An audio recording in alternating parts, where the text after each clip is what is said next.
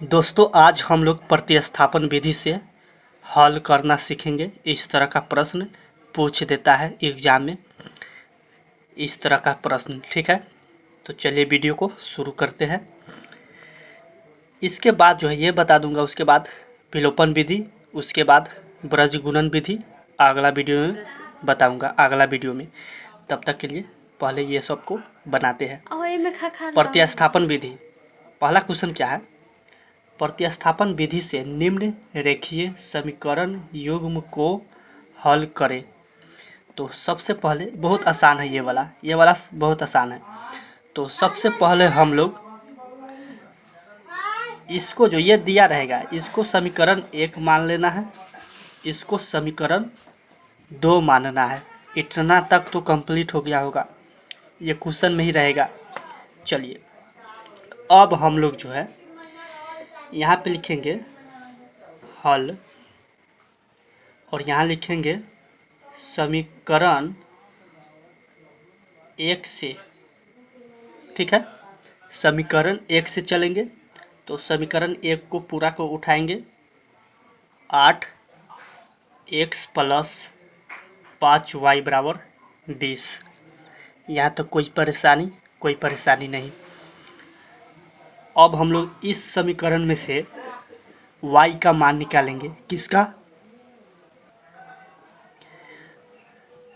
हम लोग इस समीकरण में से किसका मान निकालेंगे? y का मान। तो यहाँ से लिखेंगे 5y बराबर कितना है? 20। हुआ ना? अब हम लोग जो है 5y बराबर 20 हो गया, इसको जो है बराबर के 20 के आगे ले जाएंगे। तो 20 के आगे आएगा तो माइनस, क्योंकि यह +8 है तो -8 हो जाएगा इधर साइड में।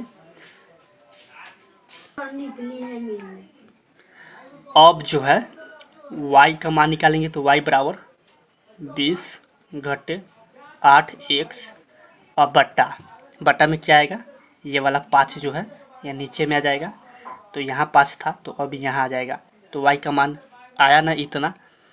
अब हम लोग क्या करेंगे, यहाँ पर लिखेंगे अब हम लोग समीकरण 2 में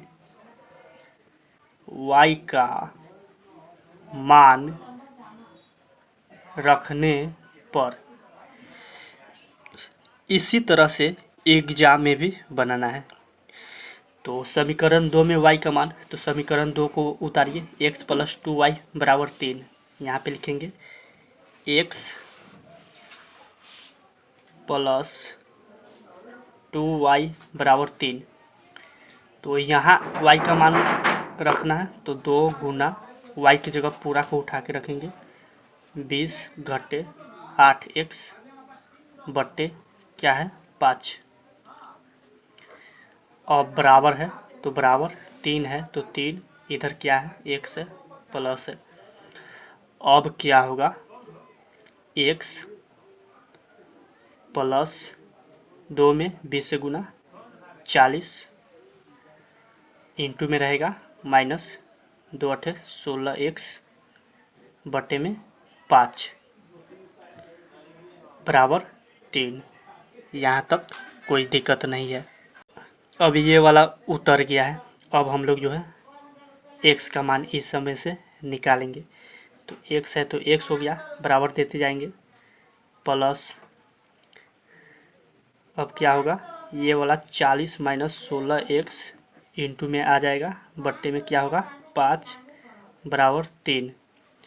अब क्या होगा, ये सब बराबर है।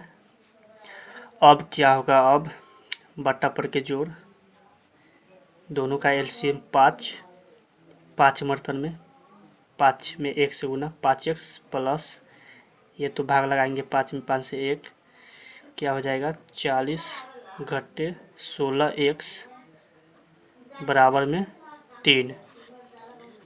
अब क्या होगा, 5x प्लस 40 घटे 16x बराबर क्या होगा 5 × 15। अब क्या होगा,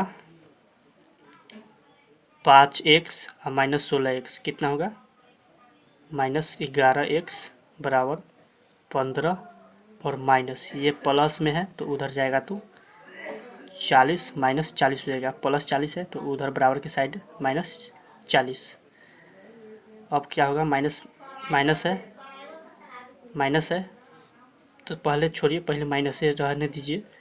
तो -11x बराबर ये कितना हो जाएगा, 10 में से 5 गया 5, 3 में से 2 गया, सॉरी 1 गया, तो 3 में से 1 गया 2, तो या और माइनस में होगा क्योंकि ज़्यादा वाला इसका चिन्ह है, तो माइनस माइनस प्लस होगा, x बराबर 25/11।